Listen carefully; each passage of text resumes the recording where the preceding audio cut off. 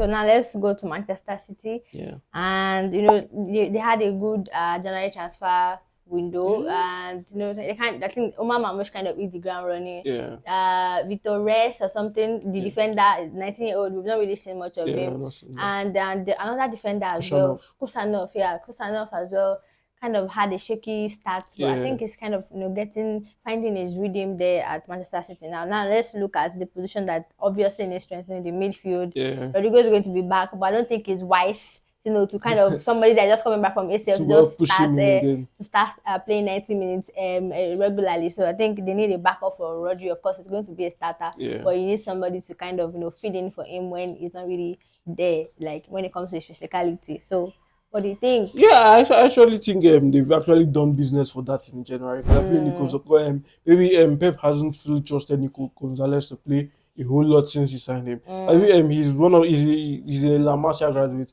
He's a player that Pep. I feel Pep has been touting him and Kubasi since when they were in La Masia to bring to Manchester City Academy. So I feel he's a player who I feel is going to grow more into himself. Although he's not, I would not really call him a type of Rodri type midfielder, because I feel he doesn't score as much goals as Rodri. And I feel he's not even a type of midfielder that sits deep and controls tempo. I feel he's the type of midfielder who always bombs into the box. It's sort of like a box to box. He can do both jobs. But I feel City have that position sort of covered with the Nico Gonzalez. And if you're even looking at another midfielder they could also bring in to maybe shore up the midfield, I feel Ederson from Atlanta is also another one there too. But I personally like him a whole lot. I feel he does a very good job in the midfield. But the thing that I feel City will not be going for that, because I feel Pep probably thinks the midfield is settled with Nico already coming in. Maybe a precision under Pep's tutelage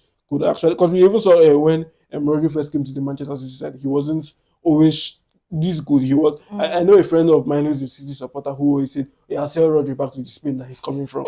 But now he's a huge. It's like the center, the nucleus of the team. So I feel Nico Gonzalez is going to be sort of a new signing for this Manchester City. So I feel the business for that has already been done. But if you're looking at another midfielder to come into the team, I've seen the talks with Tijani Reinders. I feel Reinders is a hybrid midfielder, like I've been saying. I feel he can play. He can do a good job everywhere. And I feel he's a very interesting one. I feel he's actually going to be up in the Manchester. He's sort of a good Gundogan because he scores too. Although he doesn't always get into the box, he scores belters from outside of the 18-yard box. I feel that's something. Although he doesn't shoot a whole lot from outside of the 18-yard box, but yeah, that's something they could actually lack. So I feel not actually signing a DM, but signing a midfielder who could occupy almost every position. And I feel Tijani Reinders is that type of player, and a wild card call I feel will be Ederson from Atlanta. Yeah, of course. So now let's look at the the midfield still with you. That midfield position. KDB is leaving. Gundogan has not really been a great addition. Bernardo Silva also not kind of looks like from a shadow. Yeah, so I think they need a lot of replacement in that midfield area, and I think that's kind of going to affect them a little bit because a new set of players playing together for the first time. It's going to be kind of maybe they're probably going to have a slow start to the season, and they might really kick on at the end of this at the middle or something. But for now, what do you think? Who do you think is like the best replacement for KDB? Yeah, I feel a certain Florian Wirtz comes to mind. I'm a huge fan of him. I feel, but he has like huge boots to fill. Somebody like that might not really want to be like, hey, all eyes on me. I'm supposed to be the next KDB. Yeah. I feel that's where if the comparison starts very and I feel they're going to start almost immediately, because I feel he's going to expectation. Yes, I feel he's even going to be taking the number if he actually comes to City. Because I feel a whole lot of people now, KDB this, and I feel he's sort of player. But I've constantly said I feel there's going to be a change in the way Manchester City are going to play next season, because Florian Wirtz is the type of player who creates chances via dribbling, and KDB is the type of player who creates chances via passing. So it's going to be a change, but I feel Florian Wirtz is a player who's very good in tight areas. He knows how to maneuver himself, do this, do that, and get a chance. So I feel Florian Wirtz is a good market opportunity, and I feel last summer there were a whole lot of talk of him moving on, but he stayed put. They said they assured him that this year he's actually going to be moving on, and I feel he's the type of player. But if Man City don't eventually get Florian Wirtz, let's say he goes to Bayern Munich, I feel Jamal Musiala should be the next player they should be going for. So I feel he has his, like, I feel City are modern day greats in the Premier League, and I feel Musiala he's English born, but he plays for the what's the name of this side again, for the German national team. So I feel he's another player that I could say, okay, maybe they could bring back to England, because he played for Chelsea for Crystal Palace. At the beginning of his career. So I feel if City don't get Florian Wirtz, and that player, because I feel if Florian Wirtz doesn't move to City, I feel he's going to be going to Bayern Munich. But I feel the Liverpool talk is just talk. Because I doubt Liverpool wanted to spend a huge amount of money on him. So I feel if Wirtz now moves I think to Manchester City, I think they're really serious. So they start losing the FA Cup again. Two back-to-back FA Cup losses. Yes, I feel they will be going for the Wirtz. But if they miss Wirtz, maybe Wirtz could say, oh, maybe I want to stay in my home country, Germany. I want to do this, I want to do that. I feel Musiala, because if you look at it now, how do Wirtz and Musiala want to play in the same Bayern Munich side? Yeah. So I feel not snatch. And I feel the Bayern Munich CEO Max Ebel has consistently said he feels Wirtz is a better player than Musiala. So I feel he could, if the Wirtz transfer does not work out, Musiala should be the next. They've sacrificed one there. Bayern Munich has like pick one now because they cannot have both. Yes, and now let's look at the defense. The defense, Manchester City, one of their weakest, side or weakest position this season has been the defense, and the injuries likes of Akonji, Ruben Diaz, Nathan Ake as well. Like the only person that kind of played a lot of games for them, probably Gabadio. So that's like the only player, and they need to kind of do better this summer because it's going to really play a big part in that. Whatever it is that we maybe try to challenge your top 4 challenges. We don't really know, honestly. I think I feel they actually need to be adding depth in left back, left CB, right CB. Everywhere in defense. Yes, everywhere. And Kai Walker is moving on. I feel right back should be a huge interest for them. But if you look at the right back market, especially out of England, because if you're even looking at the right back market in the European leagues, I'm clearly doubting maybe a Joshua Kimmich. But I feel if you're saying a Joshua Kimmich, you're actually going to be playing him in midfield. Yeah, because Kimmich like he plays right back for Germany and sometimes Bayern Munich as well, so like to fill up spaces. But it's not really a natural. Yeah, it's not really right back. Yes, but I feel the City side, we saw talk in general about Cambiaso, and he's a player of Juventus who could play right back and left back. Maybe it's the sort of player they could actually be looking, because I feel Manchester City, we saw the game yesterday in the FA Cup against Crystal Palace. I feel they had a out-and-out left back, not Nico O'Reilly playing as left back. I feel the goal, especially because I feel Nico O'Reilly moved into midfield, so the chance for Munoz to run through there was just clear. So I feel they should actually be going in for a right back, and Cambiaso I feel from Juventus, because personally I haven't watched him consistently, but the few games I've watched him, I feel he has a good shot on him. He's sort of a Danilo type player, the Danilo who moved to Manchester City so a few years ago before he now moved to Juventus too. I feel he's the sort of player who could also fit in right back, left back, and can also play DM. So I feel he's sort of a utility player, and I feel Manchester City have always looked like they've sort of liked utility players. I've seen Nico O'Reilly play left back, midfield, and cool. I've seen Rico Lewis play right back. Yes, so I feel Cambiaso is one player that I feel City is actually going to be going back in for. But there's this right back from Monaco.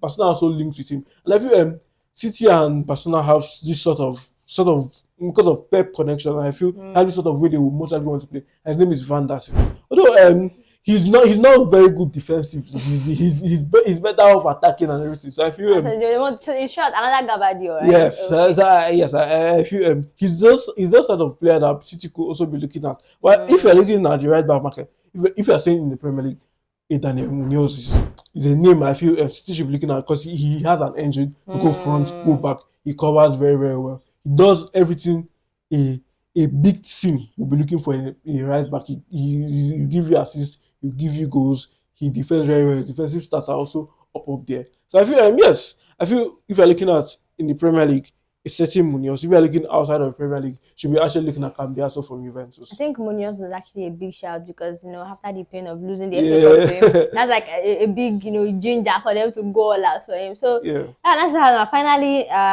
still with Man City now, the wingers. For me, I think the likes of Jeremy Doku. I saw him during the FA Cup final. Yes, I was like, he could not even beat his man. It was so predictable. I'm like, this is like another version of Martinelli. Let's not lie. So Jeremy Doku, Jack Grealish as well. I think they need like a big upgrade, and it's really, really, really, really a tricky one because you don't really have wingers like that, Yeah. outside, So I'm actually like curious to see what happens here because the Manchester City squad all of a sudden now looks so depleted that like they need like a old squad revamp or like a lot of things needs to change if they really want to like compete and challenge for the title next season. Yes, I feel City should be actually looking for wingers, but this thing I also feel the same issue with Chelsea, goal scoring wingers. And if you look into the market, you cannot exactly see goal scoring wingers in the Why in this why type is of that? thing. Why is that happening? I feel a whole lot of wingers are now creators. No, Yeah, that's the modern era. Cutting with and score some good and worldies with cutting in and doing all that. So I feel if you are looking at a winger, like I said, Rodrigo is a market opportunity for the City side. I feel he's the type of player he can also play across line. He can play left wing, right wing, and he can also maybe you could say he could also do a job as number 9. But I doubt City will be using him as a number 9. It's Mamouche and Erling Haaland there. So I feel Rodrigo is. So do you think Mamu should like be the backup, striker to Erling Haaland now, or what? What do you think is going to happen there? They end up getting like two world class strikers or sorry wingers. Yes, I feel Mamouche could be a backup, or he could play some particular games. Although we have seen Haaland maybe if Pep wants to mix things up, maybe not just play a particular way and wants to go. Because I feel Mamouche is very direct, he's very fast, and he also has a good shot on him. And you saw that although he missed a penalty in the FA Cup, I was about to say that. So like, just keep that dig there. yeah, but I feel he's also a good player and I think he can also play across all front. Yes, but I feel Rodrigo is a market opportunity for this City side because I feel and they have the money yes to spend. So. And I feel they should actually be selling food. or maybe the national boy, or maybe a miracle happens to food in next season. I don't think they are going to sell because we even saw the performance he put up in the FA Cup final. I feel although he had limited time, a certain Echeverry from River Plate in Argentina even played better than him. So I feel I don't know what is wrong with food. Maybe next season he discovers himself. Thing. Yes, maybe and a whole lot of bad things in quotes have happened to him. His cousin's house getting burnt. This happening to him. That happening to him. So psychologically, maybe maybe that could also be playing a part too. But we don't know about that. But I feel City should be going in for a Rodrigo because I feel he's a Galactico from the Real Madrid side coming to, and I feel Real Madrid will actually be looking to move him on because I feel the last few games he has always been on the bench. Although Ancelotti has said he is not fit. But yeah, I feel Rodrigo should be a player Man City should be actually looking at. Okay, now let's talk about the big one now.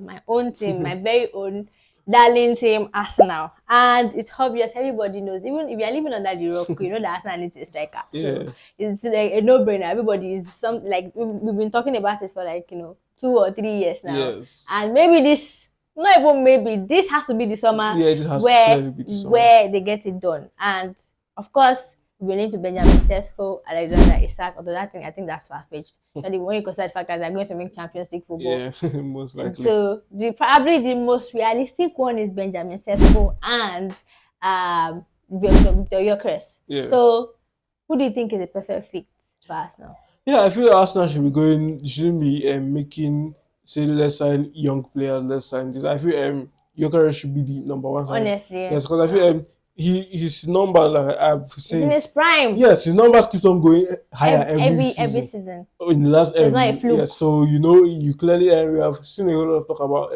the space, but I feel the space in every league.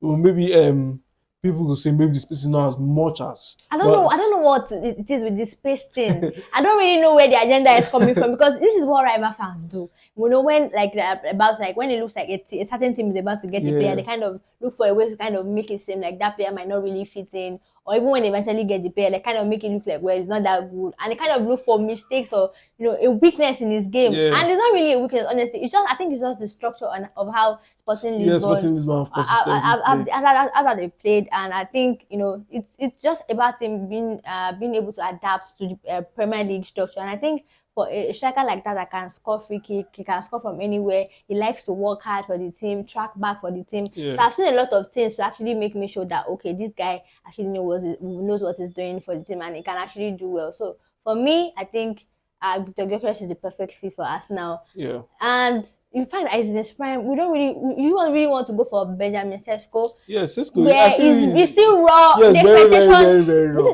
Arsenal are at a particular point now, a position where they have to win something. Yes. If they don't win something next season, the project is done. Players will start leaving. You look at Real Madrid singing in Saliba's air right now. Consistently. Saka also might turn his head because 2026 World Cup is around the corner as well. And they might not really want to extend their contract, and they have to win something, not just the FA Cup now, because they won that before. Win something tangible, a big one, a major one. And when I say major, it's either the Premier League or the Champions League. Yes. There's no going back. So do you really want to go for a young player that is still raw, still going to have a lot of goals to miss? Of course, every striker misses goals. For sure. Even Alan, the so-called goal machine, misses goals as well. So for me, I think Gyökeres is probably the perfect fit, and I think people would have tried to downplay that, it's coming from the Portuguese league and all of that. But he scored a hat-trick against Manchester City. He gave the likes of Gabriel, so-called one of the best partnership in Premier League and even in the world. He gave them a tough time. They have to double up on him at a point in time, and he still hit the woodwork. So you can see that. So I feel he's actually a very good player. Yeah. Every striker will clearly miss chances, but of course, he consistently scores. I mean, like I said, his numbers increase every year. So what else are you looking at? Because we are clearly going to, maybe you could say, maybe a dip of, let's say, 10 goals next season, because he's moving to a tougher league. And the funny thing now is, there's this rumor out there now that people are saying, oh, the new technical director Andrea Beta prefers Victor Gyökeres, while Mikel Arteta prefers Sesko. So for me, I think that shows there's something going on, if that is true. Yeah. Because I think the technical director should have like the power, the upper hand, like when it comes to the hierarchy and everything like that. I think he's superior to Mikel Arteta. And sometimes the manager can get it wrong because they feel like they know what is best. Let me give an example. There's this thing out there that apparently Jurgen Klopp didn't even want Salah, Mo Salah, and look at who kind of won a lot of trophies for him. So sometimes you just have to trust somebody that with better judgment, better experience has seen it, and Adrian Beta is not a small technical director. Yeah. He's worked with one of the biggest teams in the world, Atletico Madrid, the biggest signings, Rodri. We can still tell and name all the players that he signed. So those are the things that you have to question and see. Is it really a possibility? Is that even a thing? Why should a manager be telling the technical director? Yeah, what should be like debating like, this is what I want. And for a manager that actually spent a lot of money, or not really a lot, but like the two strikers he has brought on. Abbas was not supposed to be a striker, supposed to be a midfielder. He's not a makeshift striker. That one is like an hybrid. We don't really know what he is. He's not a striker. He's not a midfielder. What is he then? We say he's in the middle. So we want to know. The thing is, I would like to know what the deal is now. Like, should that really be a thing? Should that really be as a football fan? Do you think that should be a thing where the manager should be telling the technical director that I don't know, it's just a rumor out there. Yeah. There's nothing is confirmed, and I think he brought up Mikel Arteta brought in Jesus and Kai Havertz, and sorry to say, both of them they've been misses. Yes. Although you can say that I think Jesus did his part in the first when his debut season 2020-2023, where Arsenal actually kind of challenged for the title. Nobody expected them, but the injuries and all of those things really let him find his rhythm back when he got back from the injury and all those things. So and ever since that, he's been coming back from injuries, not really stable. So it's like. It's just like the two ones is look, and people are saying that you can get both. Is it possible for Arsenal to get both Benjamin Sesko and Victor Gyökeres? I highly doubt, because it's not possible. What are you going to? It's not even about the money. If it's money, they can still afford that. Yeah. But what will happen to Kai Havertz? That's another question. Maybe play left eight. We've seen that it does not work at midfield. Like his thing, because every time he structure kind of it's upside down. Like you just like okay, what is going on here? And so that is actually something that we don't want to see. Should be out of it. Should not even be an option. We don't want to see that anymore. So what do you think? Yeah, I feel if you're looking at the Gyökeres and Sesko debate and what Ateta would already in the talks that Ateta would probably like Sesko. I feel I don't know, maybe Ateta is a project manager because I genuinely don't know why you Okay. see I genuinely know why you see certain Gyökeres from the championship with Coventry to the sports the For the Portuguese Portuguese league, league, yeah. and he consistently kept on increasing his numbers. That's clearly you clearly know you have missed a certain goal scorer. And this particular season, Sesko only came up with 13 goals. And like I'm going to say that is a winger's number in the top 10. Yeah. So I You can only genuinely feel, say. yes. So I genuinely feel you just have to move on, go for a much better player. Also at the peak of his powers is Gyökeres, and we have seen he has done it. He has also played in Champions League for I think 2 seasons now. I think it was there last season and then this season again. And he has also I think he was one of the top goal scorers in both seasons too. So I feel why now say let us downgrade for a project player? And I feel Sesko still has a whole lot to work on. He has a good shot, yes, he has all that, but he still needs to be refined a little bit before he gets the best out of him. Yeah. And I feel like you said, Arsenal don't have the chance to wait one more year again. I feel if Arsenal don't win a big title next year, I feel Everything Arteta is going to done. be sacked. Yeah, of course. The pressure is mounting, and especially with the likelihood of Tottenham winning the Europa League as well. That's like going to be like another pressure entirely because he has to deliver. No. If he had made the Champions League final and he maybe lost, that would have kind of eased the pressure. That is, we're going again next year. But now that he didn't make the final and everything like that, the pressure is there. You can say injuries and everything like that, but that is still not good enough. Yes, it's his fault because Arsenal spent the whole summer chasing a certain Mikel Merino. I mean, Calafiori as well, and this same Calafiori has not even been when he's not even injured. The Maestro is scared. The 18-year-old boy has been benching him. So you just have to maybe Ateta has let's say fetish for defenders. Because I hope we don't sign another defender this season because I'm actually sick and tired of seeing. Although it actually helped us because when the likes of Ben White, Tomiyasu, Gabriel had injuries this season, like we still had options, Kivior, Zinchenko as well. So I think it's really really nice to see, but the striker position. Victor Gyökeres, that aside now, let's look at the wing because we all know that the attack, the only person that should be starting in that Arsenal attack is actually Bukayo Saka. You know that Martinelli would not even start for like the first top 6 teams, not by the big teams, so the top one, like the ones on the table now, like alphabetically or should I say numerically or based on the points. You get what I'm trying to say? So now. Martinelli should not be starting in that team. Prusa should not be starting in that team. Not because they are bad, but because to where Arsenal want to go, the level they want to be at, the levels are just not hard enough. And it's just like it's so obvious as Bukayo Saka like the only threat in that forward position, and it's so easy to kind of mark him out and just frustrate him out of games. So what do you think should be done? Yeah, I feel Arsenal should actually be going for Ademola Lookman because I feel that's another goal scoring winger if you're actually looking at it. But I feel his numbers aren't as good as Vinicius Junior. Yeah, but for sure, of course. He comes to but he comes to a team. I think this first thing he hit 15 goals. So I feel he has this in him. So yes, why not just bring him in? I feel we have even seen what he did with Atlanta for and winning the Europa League last season against the unbeaten what's their name? But is it Bayer Leverkusen? Okay, Bayer Leverkusen. Okay. The Europa League final. Yes, the Europa League final. So I feel he's the type of player that he also shows that he can come up with individual performances, all those type of things. So yes, I feel and I think he should also do a good job in playing a first line for the Arsenal side. Yeah. Because maybe let's say everyone decides to go injured. And decide, let's it's not like they decide now. sometimes it looks like like did they plan it or something? Yeah, so I feel he's sort of player that could also do that, could also deputize there. And I also think he also has the work rate because I think Arteta also is a manager who is in love with players who can win goals for him. I feel he could also do that for him too. So yes, I feel what's his name? Ademola Lookman is a good opportunity, and I feel. He'll be looking at actually leaving this Atlanta side because I feel that's really the peak of what he could do for them. I feel he has already won a European title for them. They qualified for the Champions League the last few years. They've gotten to a good stage with their history. We saw them go promoted to the Serie A not up to 10 years ago, and see what they've achieved with Gasparini and co. So I feel yes, this is the right time. Plus, he's a Nigerian. I feel a Nigerian Arsenal season. I think since Kanu Wanko is the last Nigerian to actually play for Arsenal. I'm not so.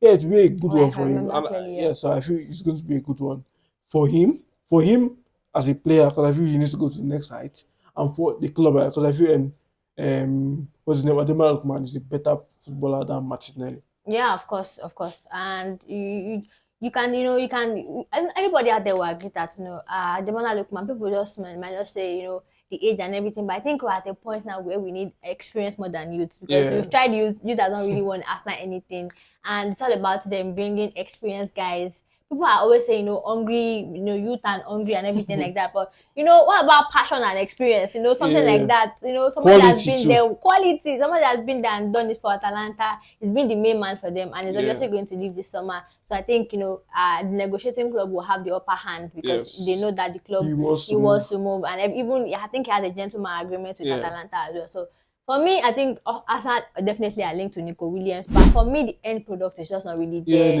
Nico Williams is not a goal scorer. He's not really a goal scorer. It's just like a tricky one. But at least if he can, the thing is, I will not be really mad if they get a Nico Williams. Honestly, do you know why? Because if they end up getting a certain Victor Gyökeres or a proper striker in that mid, like you're going to accumulate a lot of assists, because all he has to do is just beat his man, pass the ball, and somebody is in there to score. So that's actually a great shout. I really adore Ademola Lookman as well. So now let's look at the midfield for Arsenal, because personally I think Martin Odegaard, I won't say disrespectfully, respectfully, I don't think he's the go-to man. I don't think we can afford, as an Arsenal family, I don't think Arsenal can afford to rely on him next season, because not just because I don't know if it's the style of play or everything, or maybe injuries this season. It's been really, below par. It's not been really great for Arsenal. So do you think, of course, it's not even do you think, I think we should be upgrading, Arsenal should be upgrading that part. I think he's going to be starting because he's still the captain and everything like that, but they need to have a solid backup for him, that in case something happens to him, somebody there is there to take things up and come in seamlessly.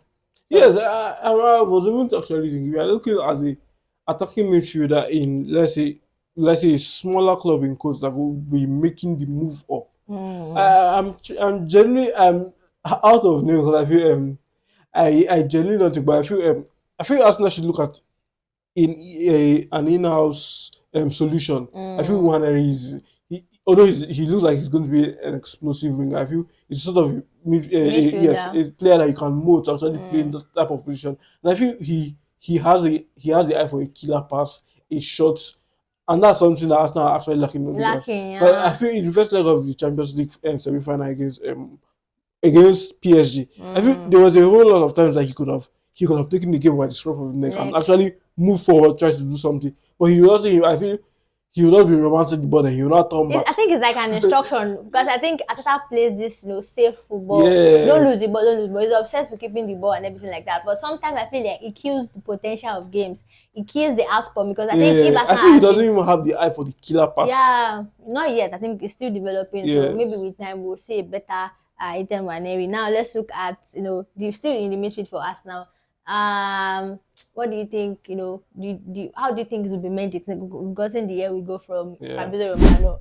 I'm actually curious to see how that happens, because the midfield of Zubimendi, Partey, Rice. I don't think Partey is going to stay. Honestly, I don't think he's going to stay. It might not. But I feel I've not seen him. I've not even seen him in the new jersey, the new photo shoot session. He's not been there. Yeah. So maybe he's injured, maybe he's not. We don't know. Yeah. And I think the only way Arsenal might want to, maybe because he's one of the highest paid player.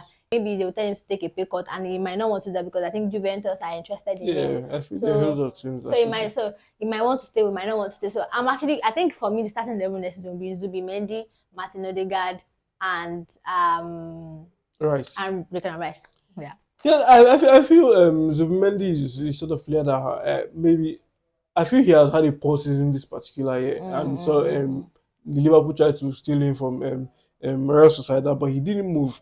And it was very interesting, maybe because of him and Ateta are from the same part of Spain, in the Basque country. Maybe that's why he was able to um, tell him to make the move. But I think it's going to be an interesting move. I feel Zubimendi is a type of player that covers everywhere in the defense. Everywhere, Yes, in his heydays, although he's still very young. Why am I saying heydays? In his peak years for this particular season, yes, I feel he has been very, very good. I genuinely don't know what happened. Maybe the rest. Do you hear that? Loki, Arsenal are kind of recreating Rashada's midfield. Yeah. Merino, Odegaard, and Zubimendi. So the only person missing now is Alexander Isak. Does it? Like, is it going to like make the reunion happen? Because I feel Zubimendi is going to be an interesting one. Although he has the legs, but I feel I don't know how he's going to fit into. Me too. I'm actually curious because I feel sometimes Rice sometimes drop back and Partey sometimes. I think Rice is like kind of making that 8th position his own now. Like just sits there and always attack the ball. But I genuinely don't know. I feel Zubimendi does what Partey has been doing for the Arsenal side, but this season he has had a dip, and I feel that dip has also made me sort of consider him as I don't know. This particular season I feel the rest of the team has also had a very, very poor season. So I feel that could have also coincided. It also coincided with him having a dip.